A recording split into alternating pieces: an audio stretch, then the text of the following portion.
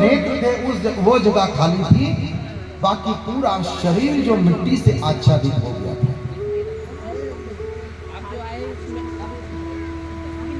उसी समय महाराज शर्याती अपनी पुत्री सुकन्या और परिवार के साथ में अरण्य में भ्रमण करने के लिए आए और जब भ्रमण करने के लिए आए तो एक स्थान पर रुक गए। राजा तो आराम करने लगे और जो उनकी पुत्री थी सुकन्या,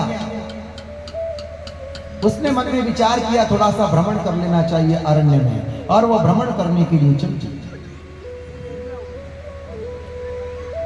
चलते चलते वो उस स्थान पर पहुंच गई जहां पर च्यवन ऋषि तप कर रहे थे, और उसने एक अद्भुत दृश्य देखा कि जो नेत्र गोलक का स्थान छूटा हुआ था नेत्रों का, वहां से तेज निकल करके बाहर आ रहा था।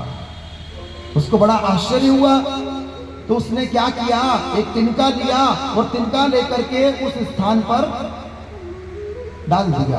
अब उस तिनका डालने से यह हुआ कि जो च्यवन ऋषि के दोनों नेत्र थे वह तिनके से बिंध गए और बिंधने से वह समाप्त हो गए।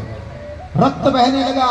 जब रक्त बह करके बाहर आया, उस कन्या घबराई, अरे ये क्या हो गया, घबराई वो। उस समय में सभी दौड़ करके वहां पर आए और जब उस स्थान से मिट्टी को हटा करके देखा तो महर्षि च्यवन वहां पर तप कर रहे थे और उनके नेत्रों से रक्त बह रहा था। शर्याती घबराए, प्रार्थना की, क्षमा याचना की कि मेरी पुत्री को आप क्षमा कर दीजिए। उस समय महर्षि च्यवन ने अश्विनी कुमारों को याद किया, जो देवताओं को वेद्य कहलाते हैं। अश्विनी कुमारों को याद किया। अश्विनी कुमारों ने आकर के पुनः च्यवन ऋषि के नेत्रों को ठीक किया, पुनः दृष्टि प्रदान की, और इसके बाद में महाराज शर्याती जाते हुए च्यवन ऋषि से निवेदन करते हैं कि हे प्रभु, हे गुरुदेव, मैं क्षमा याचना करता हूं और मेरी इच्छा ये है कि मेरी जो बेटी है सदा सर्वदा आपकी सेवा में रहे। ये मैं निवेदन आपसे करता हूं।